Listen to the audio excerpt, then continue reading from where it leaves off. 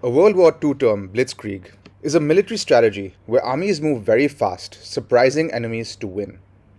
You either won big or lost big. Blitzscaling in the startup world is what you do when you need to grow really, really quickly. It's the science and art of rapidly building out a company to serve a large market with the goal of becoming the first mover at scale, prioritizing speed over efficiency in the face of uncertainty. That's how CoinSwitch Kuber became the largest crypto trading platform in India, with over 10 million users in just 15 months. Ashish Singhal, co founder and CEO of CoinSwitch, had a simple yet audacious mandate when he set out to build help users get into crypto with the click of a button. He wanted to leverage the power of product to make crypto trading simple. While Ashish had been part of the 0 to 1 journey at large companies, he always wanted to build something of his own and not watch from the sidelines. His first venture, Urban Tailor, aimed to simplify tailoring for women. A lot of his learnings on growth were plowed back into CoinSwitch. In 2017, Ashish started to build software to serve his own crypto trading needs. He soon found that he was addressing a rather common problem, and he took his business to over 160 countries. Then in 2022, the company pivoted to become an aggregator of cryptocurrencies and focus primarily on India. In today's episode, Ashish talks about his incredible journey of navigating regulation and building an ever expanding community of users by simplifying experiences. And stay with us till the end, as this promises to be an engaging conversation for anyone interested in the crypto or startup space.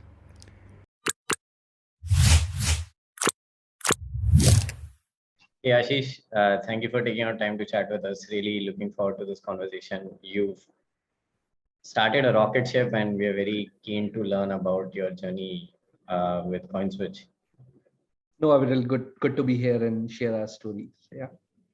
So Ashish, would love to start from the beginning. What was early days growing up? Any influences which made you think that you could probably start a company or even finance to influences? What was it like? Where did you go to college?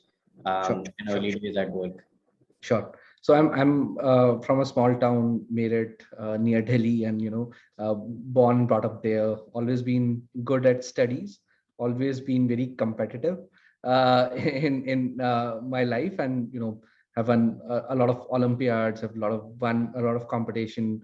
Always been that studious kid that probably your neighbor's kid would complain about, saying, my parents don't let me do things because they say that, oh, Ashish got so many marks Sharma ji and ka stuff beta, like basically. Sharma ji ka beta. So something like that, and grew from there. I got into NSIT Delhi for computer science engineering.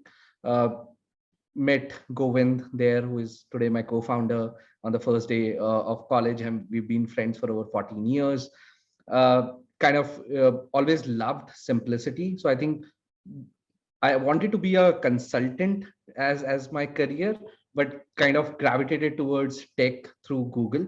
When I first used Google in my life, I just really was blown away how somebody could simplify internet for everyone, right? So, and I think Google has been that point for me, or that company for me, that I've always looked up to and tried to maybe create something of my own someday, which is as remarkable as Google, right?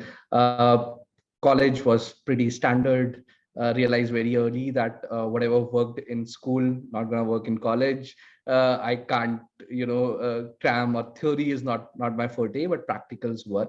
So always, gravitated toward the practical knowledge. Learned coding, started building a lot of things in college itself. Joined Amazon from right after college, started working there, got an exposure because it was Bangalore, got an exposure to a lot of hackathons, and started losing a lot of hackathons to start with. And then I realized something, that hackathons are not about actually building things, but they are more about ideas, grand ideas, and showing a path to achieve them. And I think once I unlocked that learning, I started winning all hackathons. So like every major hackathon in Bangalore that you can think of, we would have won it. including Sequoia hack, Google Code for India, LinkedIn hack, and that always been a hacker, right? Always try to do new things. Even in Amazon, I was never satisfied with the work that I was given. Not that I wouldn't do that work, but I always wanted more. So I would go to other teams, do their work as well, and try to build something great at Amazon. So got a lot of opportunities there. Worked in a lot of Jeff Bezos pet projects, like their 1 hour delivery service, which got launched in New York, later got expanded to multiple countries and cities, and now it's the norm.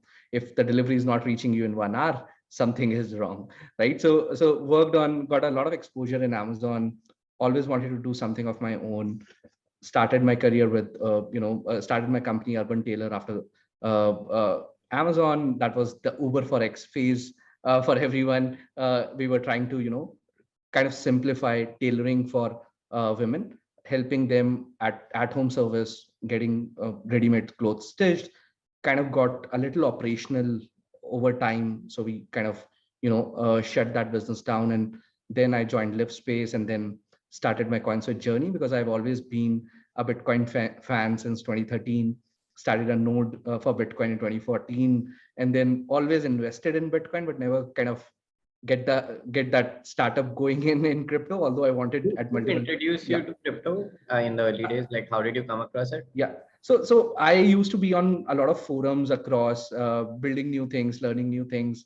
I don't remember exactly how I got into it, but I read the Bitcoin white paper, and it kind of just blew my mind, right? And always, finance has always been like a closed door ecosystem. But after reading the Bitcoin white paper, it kind of just made sense how finance could be open up, how it doesn't need to be restricted, how innovation can be fueled in finance as well. So I think that kind of uh, took my attention, and then later was the early adopter of Ethereum when it came along, and then grew my journey in crypto from there. Understand. Got it. Yeah, and you were talking about your journey with Yeah. your first startup. Yes. How did that go? Learnings and the entrepreneurial spirit and bug never goes away. So can you talk Yes. us through that? Sure. So, when I was starting my first startup, I didn't know anything about anything, to be honest. I knew I worked in Amazon, succeeded there because a lot of problems were solved for me, right? I never have to worry about resources. I never have to worry about smart folks around building things. Although, big companies also build 0 to 1 products, and I was part of a lot of 0 to 1 journeys, but those are not actually 0 to 1 journeys, right? When you come to the startup world, then you realize what 0 to 1 actually means, right? Right. When you're fighting to pay even your salaries the next month, that's what makes all the fight in that 0 to 1, right? So kind of got excited about building something of my own, and later got attracted to crypto, and then that's how we went into starting CoinSwitch ultimately. Right. And so when did you realize that there could be an opportunity here? Also, the transition from your previous startup, because it's Mhm. very hard to let go of your Yep. baby in some sense, right? So, Yes. that transition, if you can talk us through, and then Sure. identifying this opportunity. Sure. So I think Urban Tailor was something that we started because, and I particularly joined that because first I wanted to learn what startups are actually about, right? And heading, kind of diving head first was the only option that I could see work out for me. Observing startup from the sideline was never something that I could learn enough about, and I always wanted to build something of my own, right? So that's how Urban Tailor happened, and then we realized that there were a lot of operational issues which can't be solved technically, can't be scaled up to the level that we wanted to. So we all decided to call it quits, although we had a lot of funds still in the bank, but we realized that we can't solve the problem like we wanted to at the start of the journey. And that's where we parted ways, and I joined Livespace after that. But uh, at that time, obviously was very interested into Bitcoin, crypto trading in general. All 2016, all of us, all the friends were trading crypto at one point in time. Even staying in office, coin market cap was always up, and every 10 minutes we would go and look at the rates and stuff like that. Kind of start building things for our own use. We realized that price of a crypto varies from one exchange to another because simply based on demand and supply. Built an aggregator to help us get the best rates at any given point in time. Made it public while working at LiveSpace. Realized that it was not just our problem. Hundreds and thousands of users wanted a similar product, and it kind of just blew up from there, right? And never looked back. A lot of support Right. from the LiveSpace founders themselves in helping us start, and it just felt like the right thing to do, right? It never was supposed to be a company. It was always supposed to be a hack, but that hack kind of had a value which people validated, and wherever we are is just by chance. Right. No, no, awesome. I mean, and it's amazing you are grateful to LiveSpace. I know the founders, they have enabled so many entrepreneurs, and I think that mindset has really helped. So um, left LiveSpace, started CoinSwitch, and CoinSwitch actually started in 2017. Obviously, everyone knows CoinSwitch Kuber, which is, June 2020, but Yeah. you've gone through that rough phase, which very few people talk about. What was that journey like? Obviously, I remember in 2017, I was looking at crypto. We almost invested in a crypto exchange, and then the RBI regulations happened. Yeah. I also remember seeing those peaks, and there was like an insane amount of volume.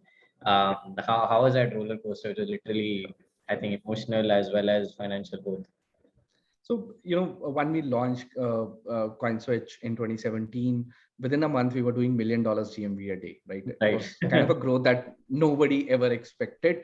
Right. No money spent, just based on, user feedback. We kind of grew the product from there. Within the first week of, our actually starting the company, Sequoia joined hands with us, wanted to invest in us. To build crypto. They also didn't understand what crypto was, but they felt like, oh, this could be a good team to back. And we kind of joined hands there. Within the next 3 months, two drastically different things happened. One, the market came down significantly. Second, the RBI ban came along, right? So we always had an idea to simplify crypto in India. We wanted to launch our fiat exchange in India as well, although we started as a crypto to crypto aggregator platform. But with the April ruling, it just felt that that wasn't the right time, and we would only launch things when things are clear in India. So we started focusing on the global crypto to crypto exchange, and grew that to over 160 plus countries. Started building B2B products, built a lot of different things within those 2 years. Realized that crypto volatility is so high that people are afraid of even converting one crypto to another, because they don't know by the time conversion happened what the price would be. So Right. built our fixed rate conversion algorithms, which were at peak. Even Microsoft was using our services to accept crypto as payments for stable conversions, so the user can pay in any currency, and Microsoft be assured that they will always get the same amount in Bitcoin, right? So kind of build our algorithms, focused more on B2B as our growth levers, and started building those algorithms as a prime brokerage or an aggregator of exchanges, something similar to FalconX in Hong Kong. Right. And at peak, every major crypto company around the world was using our services before we decided to pause that operations and focus totally on India in June 2020. So yeah. Understand. And did you ever feel like giving up in those 3 years when the regulations happened? I know, in hindsight, it sounds great, but I'm sure you must have thought like, what the hell? We've raised money, we were building X, and now can we even do this? Is working for our company legal? Things like that. I remember, I was looking at a few crypto exchanges. I remember going with one of the founders to Citibank, and they said, "Sir, we can't service your account anymore. You'll have to close it." And so you had like got frozen out of the financial ecosystem in some sense. What was that like? So that was obviously tough, right? But obviously, being a crypto to crypto aggregator opened gate for us for the global world, while India, kind of shut its door on us.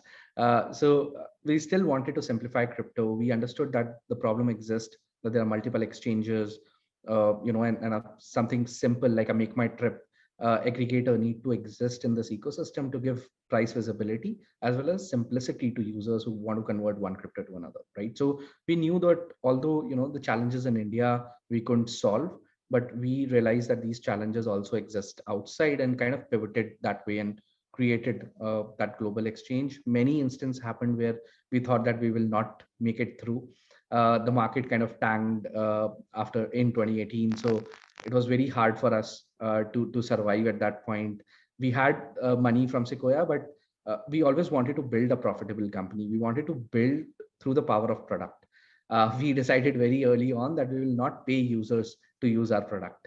If our product is good, then they will use it and they will pay for it as well, right? So and that's what we started doing. From there on, instead of trying to find a switch we would flip to get to high valuations, high growth, we started doing and focusing on incremental growth, 1% every day. That was a simple funda that we applied, and start solving user problem one after the other, right? And we didn't grow super fast, but we grew incrementally, right? And at one point in time in 2020 have had over $10 million in profits, right? So although it may not seem too big at this point, but coming from a point where the survival of the company itself wasn't sure, to a state where it's profitable, doing amazing, was something of an achievement for us, without raising any funds in between after Sequoia. Right. And so, CoinSwitch, you started, RBI banned you guys, you figured something out. Hit come to 2020, Supreme Court says, hey, all this nonsense. You guys are like, let's do this. In the last 1.5 years, you guys have exploded completely. Yeah. Can you talk about that? Sure. Yeah. So this explosion has a lot to do what we did from 2017, right? So understanding users, building products, and making sure we keep on building the best tech out there kind of enabled us to do what we did in 2020. When the RBI ban got reverted in March, the mandate for us was very clear. When we looked into the market, we realized there was a big gap in the market.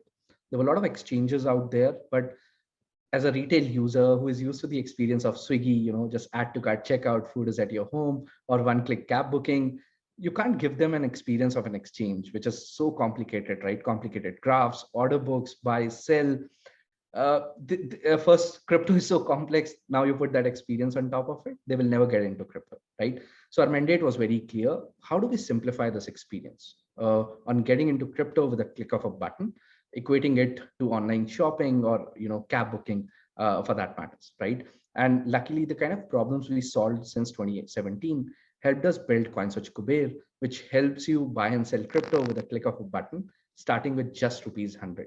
And I think with these 2 points, the simplicity of use and the power that with just $100 you are invested in the market, you can learn about the market and do better, kind of change the game for the retail users in India. We launched in June 2020. Today have over 11 million users, one of the fastest fintech company to reach that mark, funded by the likes of Anderson Horowitz, Coinbase, Tiger, Revit, Sequoia, like all fintech leaders. So I think simplicity has been at our core, and understanding user problems, because we were ourselves the user of our product. So we are not building for outside, we are building for ourselves, which solved our problem. So understanding those need of the problem, the need of the users and understanding the problem was the key for our growth and success in the last 16 months. It's just amazing, and a good time to transition to our topic for this episode, which is blitzscaling. And like you said, 11 million users in 16 months. I believe it is. That's astonishing. And it comes down to a really simple insight, which is what I think is amazing. Just making it easy for users. Like you said, one click. And that you build for yourself. I think a lot of founders say that. But with that kind of scale and that growth, what were you doing? Like how are you trying to understand? How did you understand your users, right? Especially seeing that kind of volume coming in. Yeah. Sure. So I think one thing we did right, which we never reinvented the wheel. We learned from the best, right? So we always looked up to Robinhood and how they revolutionized the way people invest in stocks, right? And one thing that they did very right was opening for beta users, right? Even before they launched their product, because once you have users lined up, your feedback loop is all set up, right? You don't have to pay anyone. You can simply launch. You can have very basic product which can be vetted by some amazing beta users who can give you feedback and get that exciting feedback loop working and get to a product market fit very, very early. So before we even launched, we have over 100,000 Indians signed up for our product. We launched in June 1st. We could only rolled out to 10,000 users in that month, making sure that we collect the right feedback, we improve the product before we roll out to the rest of the population. And through that feedback loop, I think we kind of got the real inputs, which helped us build and evolve the product. And that's crucial. I think a lot of people, they try to, you need that small kind of group of people to get feedback from. And what was the sort of things that you were collecting at this early stage, right? Like what exactly were you looking for? Sure. So what we were looking at, what kind of experience that they're looking out for, how price sensitivity works in this market. Are users, are users willing to refer us? Like the K factor becomes one of the best way to measure a product, right? Are users willing to share your app or recommend your app to their friends and family? And are those guys who getting referred are signing up onto your application, right?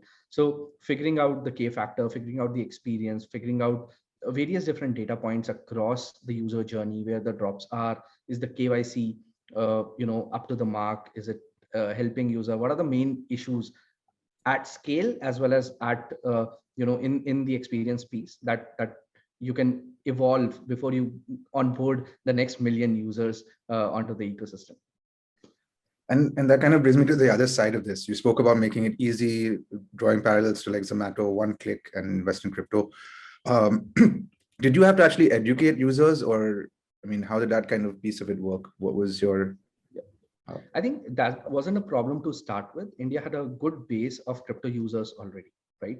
And that is what most of our signups were at the start of the journey, right? Who pre-signed to use our product. But over time, that problem became more and more, because now you have to create education to help for people to understand what cryptocurrencies are, and then to be able to start investing in it. So from December onwards, we have doubled down our efforts in creating that education. Till December, till we reached that 1 million user mark, we knew that over 3 to 4 million users already exist in India. So the idea was to first validate your product through the community that already exists, and then expand the community in time, right? So that's where the educational content, partnering with ET, partnering with NDTV, partnering with various different influencers, and creating that educational content, what crypto is about, what are the basics of crypto investments, how do you go about investing, and obviously making the seamless experience did help. Once user know what crypto is, once they figure out that it is something that they want to part of, then giving them a relatable experience helped us grow the base so much. It's quite interesting. It sounds like it was almost a transition for the company in terms of how you're thinking about your users, right? You go from a kind of very user experience focused, product focused company to more thinking about top of the funnel and educating and getting people to come to your platform. What changes did that mean in terms of your company, especially since it happens in such a short span of time, in terms of people and processes? Sure. So I think it was about taking bold moves, right? It wasn't that crypto people didn't know about. It was that it lived in the shadows before us, right? Yes. It kind of, people knew that there are crypto startups out there, but the people couldn't name crypto startups.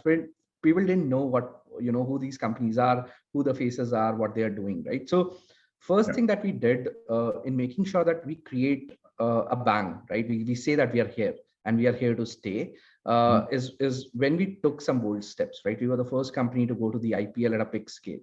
And that was that was for the good and for the bad as well. A lot of things happened very bad after that. The bank bans and all those things did happen, but I think we said that we're not going to live in the shadows anymore, right?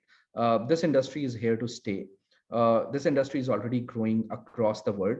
and Indians are learning this from various other platforms and are at pace with the US and are not behind, right? So the crypto companies cannot be behind as well, right? So that's where that was the shift for us that kind of changed everything.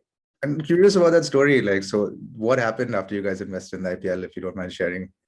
Banks? I won't be able to share all the details of it, Yeah, but whatever you I think can. yeah, I think the idea was that obviously government didn't knew that the companies are growing so big and becoming so big, and You on the people spotlight. didn't realize, yeah, so people didn't realize that it's not a tier A or a metro city thing. Crypto is not that anymore. Even tier 2, tier 3 uh, cities are participating into the crypto ecosystem. Over 4,000 cities today invest in crypto via CoinSwitch Kuber, right? So creating that messaging out kind of make sure that the dialogue needs to be created, right? That this isn't small anymore, this is big, and this is way the world is moving. This is the new internet, and the next Google, the next Facebook would be built on blockchain, right? So creating that dialogue, obviously there are pros and cons of that dialogue when that gets created, but we are very lucky that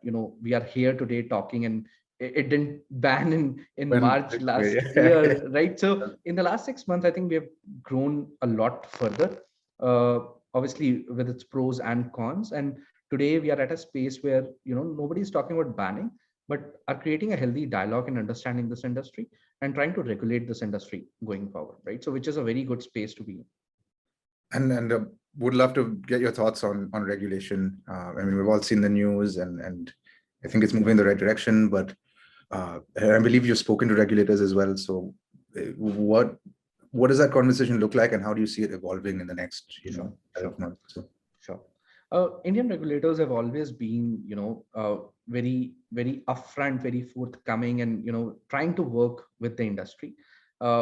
What we have seen in India, being a digital first country, right? The payment infrastructure, the Aadhaar infrastructure that we have, the other countries don't even have, right? So cryptocurrencies and blockchain absolutely make sense for the digital India and the direction that we are going with, right? But because of the decentral nature of cryptocurrencies, obviously there are some reservations, because it has value which can be transferred without rules and regulations, which does violate some of the rules and regulations which we do have currently in our ecosystem, right? So I think having those engagements, understanding their point of view, understanding the concerns that they have, and also they understanding from us what are the things that we look out for, or what do we see as the future, right? And trying to merge both of these together, reduce the cons and increase the pro of cryptocurrencies and blockchain to create a stable environment where it works for the users, innovators, and the governments alike, right? So I think today we are in a Q&A phase where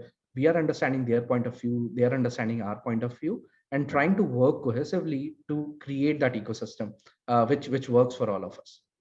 It was amazing. I mean, it sounds like it's quite a constructive, positive conversation, and it's now going in the right direction, which is very encouraging to hear.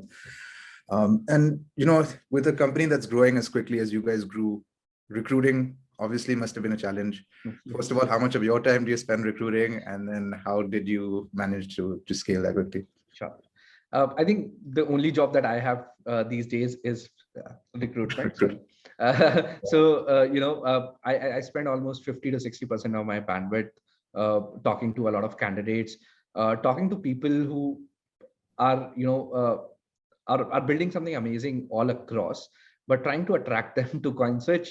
Not obviously CoinSwitch is trying to solve one problem, and there are some amazing startups. There are over like 34 unicorns, I believe, this year already. So everyone is trying to solve some amazing problems all throughout, right? But what I tell people at CoinSwitch, we are not just building a company, we are defining an industry itself, right? We're at a very early stage of building something remarkable, right? And recruiting is tough because there are a lot of amazing people solving amazing problems all across India. But for us, it becomes slightly or relatively easier because of the factor that crypto is so attractive. Crypto is so unique, and so much innovation is still to be happen in crypto, and CoinSwitch is leading the path for that innovation. So I think it becomes relatively easier. But again, relatively easy doesn't mean easy. It's still hard, but Compared to others, we are lucky to be in this industry that by nature of it attracts the best talent in itself, and then hopefully they get attracted by the vision that the CoinSwitch has to create financial inclusion in India and join hands to build this together. And talking about that and the industry and the future of blockchain technology, I think everyone's heard and read a lot about it. What are your thoughts? What are some of the industries that you think will be disrupted, or some of the areas to look out for? Apart from crypto, or you mean within crypto and blockchain? Yeah, within crypto and blockchain. Yeah. So I think a couple of the natural, merging of blockchain technology is providing access, right? Today, I believe that lending is one of the amazing use case which can be disrupted through crypto. Microfinancing all across just a mobile phone and internet. Now you have access in growing your business, and being part of the economy itself could be a game changer altogether. Second, I believe that identity is digital identity. To be clear, creating on blockchain could really be a game changer in creating and enabling access of everyone in India across on the digital ecosystem, right? So I think these are the two that I particularly look out for. Obviously, there are many more that crypto and blockchain are disrupting in this space, but these two are particularly close to my heart. Understand. No, super. And it's very hard to predict the crypto world, but what's next for you guys? How does the next year look for you in terms of plans? So next year, obviously, our goals are audacious. We want to reach to about 30 to 40 million users in India, which would be the biggest base apart from fixed deposit investors in any well-tech startup. So, and also for us, today we are a crypto only company. What we want to transition to is a crypto first company, where crypto is not only the only asset class would be available, but we would add stocks, mutual fund, and create more like a wealth tech startup, crypto being at the center of it, but helping users evolve and create more diversified portfolio on CoinSwitch Kuber, right? So be it stocks, US stocks, bonds, you would be able to invest all across in all markets through CoinSwitch. Understand. Awesome. And so would love to close with our final question that we have. What's one piece of unfiltered feedback that you received as a founder that really stayed with you and changed the way you think about building companies? I think one of the things that I've learned from Sequoia is that there is no shortcut, right? Being a hacker, I always love to find shortcuts. And I used to ask some of the partners at Sequoia that, you have seen so many companies grow, so many, what was the shortcut? What is the thing that I would do to make this company from where it is today to $1 billion company, right? And the answer was very simple, that there is no shortcut, right? You have to do the hard thing. You have to fight every single day for your users, right? You need to look out for their problems and solve them the best possible way, right? And once you keep on solving these problems, you will start to grow. You might not see a growth in 1 week, 2 weeks, 3 weeks, but when you look back probably 3 months, you would see a definite change in the curve, right? So I think that was the unfiltered advice that I received from Sequoia that helped me build, CoinSwitch Kuber to where it is today. Amazing. That's awesome. Thank you for sharing with us, Ashish. Thanks a lot again for joining us. We really loved this conversation. Thanks, Avital. Please keep listening to us and hopefully, share us with your friends and colleagues at CoinSwitch.